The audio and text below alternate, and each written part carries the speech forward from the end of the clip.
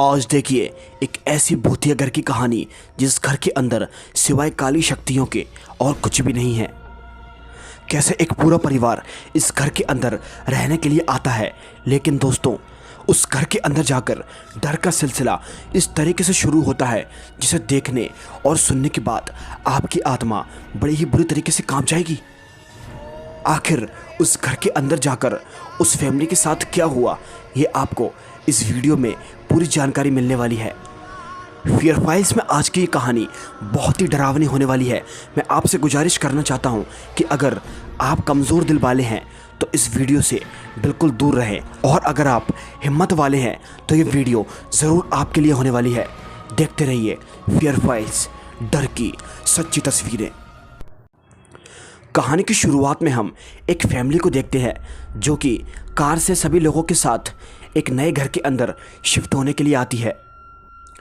उस फैमिली के अंदर हस्बैंड, वाइफ और उनके 3 बच्चे थे, और उन सभी लोगों के साथ एक कुत्ता भी था। ये लोग नए घर को देखकर काफ़ी खुश हो गए थे।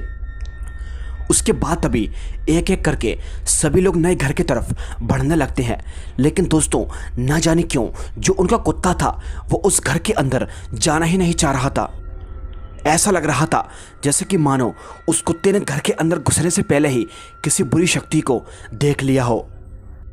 वो कुत्ता घर के अंदर नहीं जाता तो ये सभी के सभी लोग उस कुत्ते को बाहर ही छोड़कर नए घर के अंदर चले जाते हैं।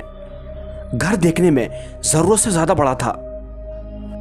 सभी के सभी लोग घर के अंदर चले गए थे, लेकिन उनकी एक छोटी बेटी जिसका नाम जिया था वो बाहरी गार्डन के अंदर खेल रही थी।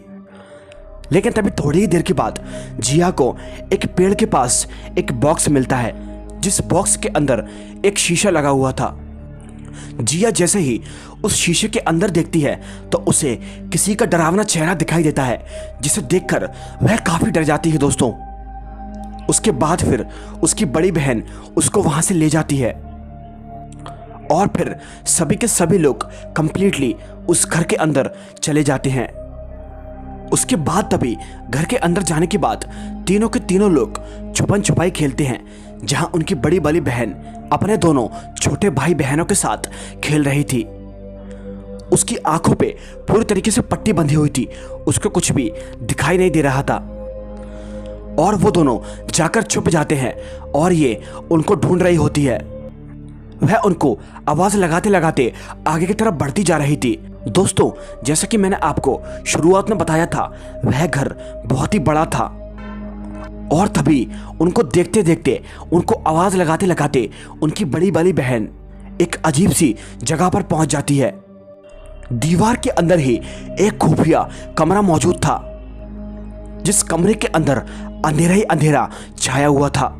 वो उन दोनों को ढूंढते ढूंढते गलती से उसी खुफिया कमरे के अंदर चली जाती है, और वहां पर जाकर जब वह अपनी आंखों से पट्टी हटाती है तो बहुत ही बुरी डर जाती है दोस्तों। और जब वह वहां से बाहर निकलना चाहती है तो देखती है कि उस खुफिया कमरे का दरवाजा पूरी तरीके से बंद हो चुका था, और अब वह बेचारी उस कमरे के अंदर पूरी तरीके से फंस चुकी थी, जहां अंधेरा और बहुत ही डरावना सा माहौल था। उसके बाद तभी वह जोर जोर से चीखने और चिल्लाने लगती है और अपने पापा को आवाज लगाने लगती है।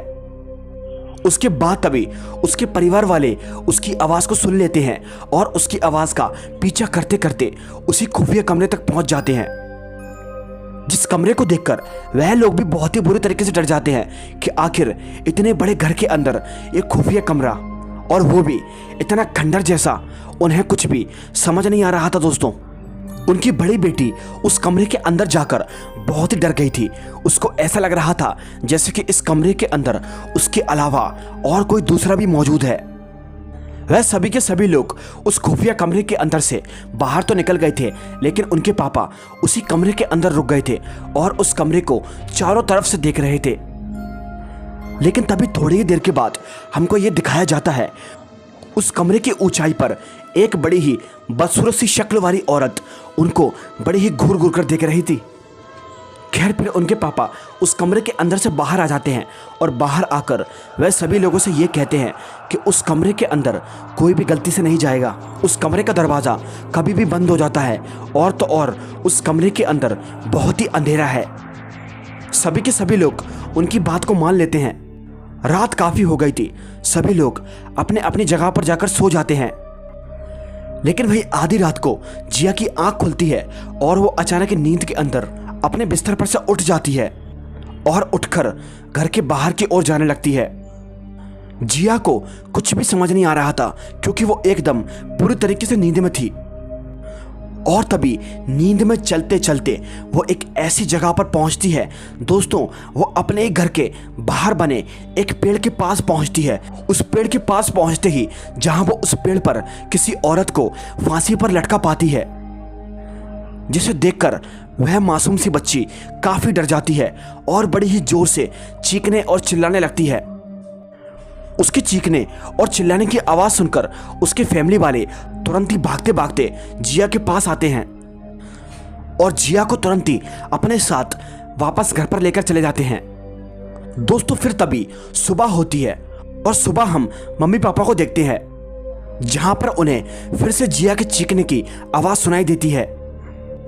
मम्मी पापा तुरंत ही भागते भागते नीचे पहुंचते हैं कि आखिर जिया इतनी जोर से क्यों चीखी। और जब वह बाहर जाते हैं तो दोस्तों उनकी आंखें फटी की फटी रह जाती हैं। वह सभी लोग देखते हैं कि उनका कुत्ता बड़ी ही बेरहमी से मर गया था।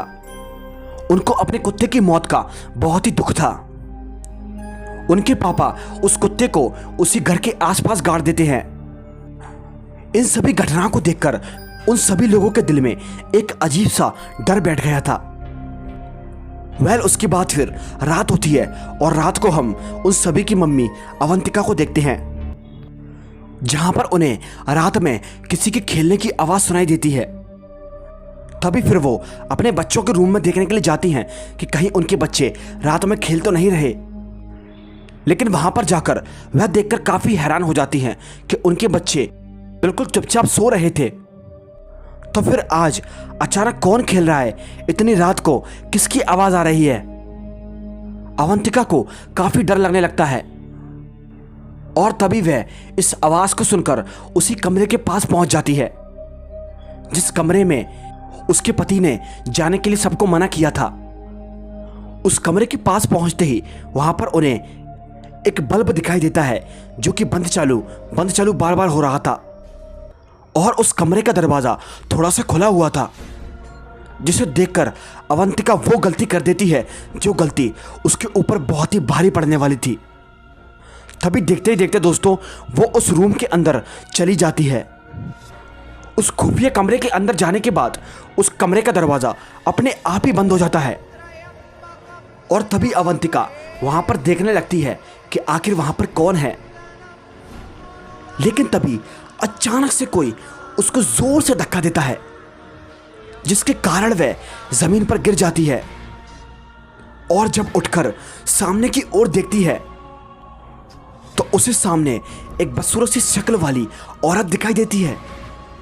तभी वो आत्मा अवंतिका को अपने वश में कर लेती है और उसके शरीर के अंदर प्रवेश हो जाती है। वहीं दूसरी तरफ अवंतिका का हस्बैंड उसको ढूंढते ढूंढते पूरी तरीके से पागल हो चुका था। उसको अवंतिका कहीं भी दिखाई नहीं दे रही थी। जहां वो अपनी बेटी से भी पूछता है कि तुमने कहीं अपनी मम्मी को देखा है, लेकिन उसकी बेटी भी मना कर देती है। उसके बाद तभी वह उसी खुफिया कमरे के पास पर पहुंचता है और वह उसी कमरे के अंदर अवंतिका को ढूंढने के लिए चला जाता है।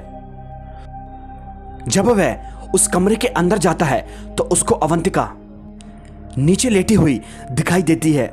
वह घबराकर अवंतिका को उठाने की काफी कोशिश करता है, लेकिन तभी अवंतिका अचानक से उठकर उसका गला दबा देती है और उसी को नुकसान पहुंचाने की कोशिश करती है। लेकिन तभी उनकी आवाज को सुनकर उनकी बेटी भागते भागते वहां पर पहुंच जाती है और तभी अवंतिका एकदम नॉर्मल हो जाती है। फिर वह तीनों के तीनों उस कमरे के अंदर से बाहर निकलकर अपने अपने कमरे में जाकर सो जाते हैं। इतना सब कुछ होने के बाद अवंतिका का पति काफी डर गया था। अब उसे इस जगह के अंदर डाउट होने लगा।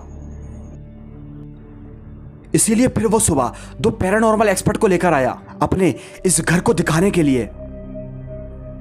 वह जैसे ही उस घर के अंदर आते हैं तो अवंतिका का हाव भाव देखकर उनको पता चल चुका था कि इस घर के अंदर कुछ ना कुछ जरूर है, क्योंकि उन लोगों को अवंतिका के साथ में एक औरत का साया और दिखाई दे रहा था और अवंतिका उनसे बहुत ही अजीबोगरीब प्रकार की बातें कर रही थी। और वह पैरानॉर्मल एक्सपर्ट अवंतिका के पति पुनीत जी से ये कहते हैं कि इस घर के अंदर कोई ना कोई बुरी शक्ति जरूर है और अब वो तुम्हारे साथ एकदम जुड़ चुकी है। अब तुम जहां भी जाओगे वो तुम्हारे साथ जाएगी। ये बातें सुनकर पुनीत काफी हैरान हो जाता है, क्योंकि अभी अभी तो ये घर उसने लिया था। उसके बाद फिर हमको उनकी फैमिली फोटो को दिखाया जाता है, जिस फोटो के अंदर उनकी फैमिली के साथ वह आत्मा भी पूरी तरीके से जुड़ चुकी थी। वह पैरानॉर्मल एक्सपर्ट्स उन लोगों से एक दिन का टाइम मांगते हैं इस घर के बारे में पूरा इतिहास पता करने के लिए। और जब एक दिन के बाद वो वापस उसी घर के अंदर आते हैं तो पुनीत और अवंतिका से ये कहते हैं कि उनकी जान को बहुत ही बड़ा खतरा है। उन्हें इस घर के बारे में पूरा इतिहास पता चल चुका था। उसके बाद तभी वो उनको विस्तार से बताते हैं कि इस घर के अंदर आज से कुछ साल पहले एक औरत रहती थी और पूरी तरीके से अकेली। इसीलिए इस घर पर उसके रिश्तेदारों की नजर पड़ी और ठीक 20 साल पहले उन लोगों ने कोर्ट में केस कर दिया, ये दिखाने के लिए कि इस जायदाद पर उनका भी हिस्सा है, और अपनी फैमिली के साथ यहाँ पर रहने के लिए आ गए और उस औरत को उसी के घर के अंदर से बाहर निकाल फेंक दिया। उसके बाद उस औरत ने इसको ये श्राप दे दिया, जो भी इस घर के ऊपर, इस जमीन के ऊपर कब्जा करेगा उसके साथ बहुत ही बुरा होगा।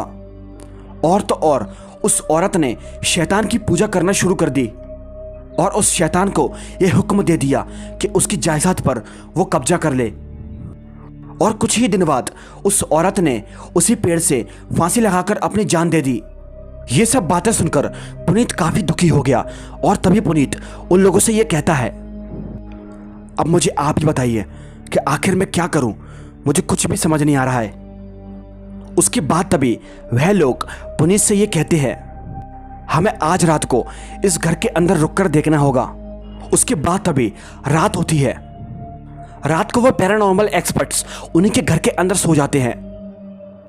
उसके बाद तभी आधी रात को एक पैरानॉर्मल एक्सपर्ट्स जिसका नाम सुचिता था, उसकी आंख खुल जाती है और उसे रात को कुछ आवाजें सुनाई देती है। वो उन आवाजों का पीछा करते करते उसी खुफिया कमरे के अंदर चली जाती है, जहां उस कमरे के अंदर जाकर उसको सामने की तरफ कोई दिखाई देता है। वो थोड़ा सा आगे जाती है तो वह देखती है कि वहां पर एक आत्मा अचानक से प्रकट होती है। दरअसल ये आत्मा वही है जो आज से कुछ साल पहले इसी घर के अंदर रहा करती थी, जिसे उसी औरत ने जान से मार दिया था। वह आत्मा सुचिता से यह कहती है, मैंने अपने बेटे को मार दिया, उसने मुझे मारने पर मजबूर कर दिया था। वो हमेशा से केवल यही करती आई है और आज भी वो यही करने वाली है। मैंने इन लोगों को काफी डराने की कोशिश की थी जिससे कि ये लोग ये घर छोड़कर भाग जाएं, लेकिन ये लोग भागकर नहीं गए। अब बहुत ही देर हो चुकी है, अब वो किसी को नहीं छोड़ेगी, सबको मार देगी वो।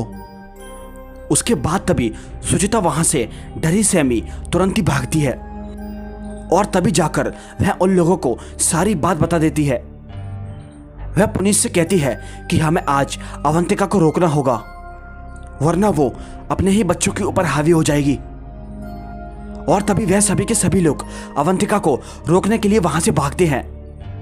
और वहीं दूसरी तरफ अवंतिका अपने बेटे आर्यन को अपने साथ एक कमरे के अंदर बंद कर लेती है और उसे मारने वाली होती है। तभी सभी के सभी लोग वहां पर पहुंच जाते हैं और दरवाजे को खोलने की काफी कोशिश करते हैं, लेकिन दरवाजा नहीं खुलता। अवंतिका ने दरवाजा अंदर से बंद कर लिया था। लेकिन तभी थोड़ी ही देर के बाद पुनीत उस दरवाजे को जोर से धक्का देकर तोड़ देता है और अंदर जाकर वह सभी के सभी लोग अवंतिका को रोकते हैं। अगर उनके आने में थोड़ी सी भी देरी हो जाती तो अवंतिका अपने बेटे आर्यन को जान से मार देती।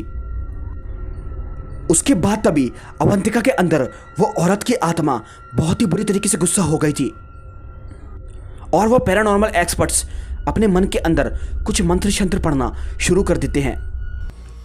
और तभी देखते ही देखते अवंतिका अचानक से हवा के अंदर उड़ने लगती है और वह लोग उसके ऊपर गंगा जल डाल रहे थे, लेकिन फिर भी उसकी आत्मा शांत नहीं बैठ रही थी।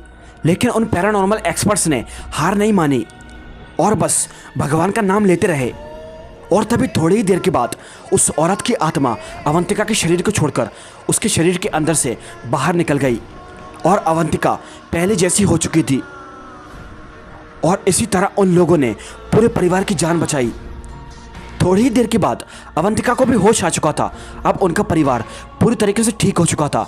लेकिन इस घटना के बाद इन सभी लोगों ने उस घर को पूरी तरीके से हमेशा हमेशा के लिए खाली कर दिया है और आज भी उस घर के अंदर कोई भी नहीं जाता। कहते हैं कि उस औरत की आत्मा आज भी उस घर के अंदर भटकती है। वो इस घर को छोड़कर कभी भी नहीं जाना चाहती थी और उसकी ख्वाहिश भी यही थी कि इस घर के अंदर उसके अलावा और कोई भी ना रहे। दोस्तों, इसके बाद इस स्टोरी का दी एंड हो जाता है। आपको फियर फाइल्स की ये कहानी कैसी लगी मुझे नीचे कमेंट सेक्शन में ज़रूर बताइएगा। और वीडियो थोड़ी सी भी अच्छी लगी हो तो लाइक, शेयर और चैनल को ज़रूर सब्सक्राइब करें। तो चलिए दोस्तों, हम मिलते हैं आपसे फिर किसी एक दिल दहला देने वाली कहानी के साथ। तब तक के लिए बाय एंड सी यू।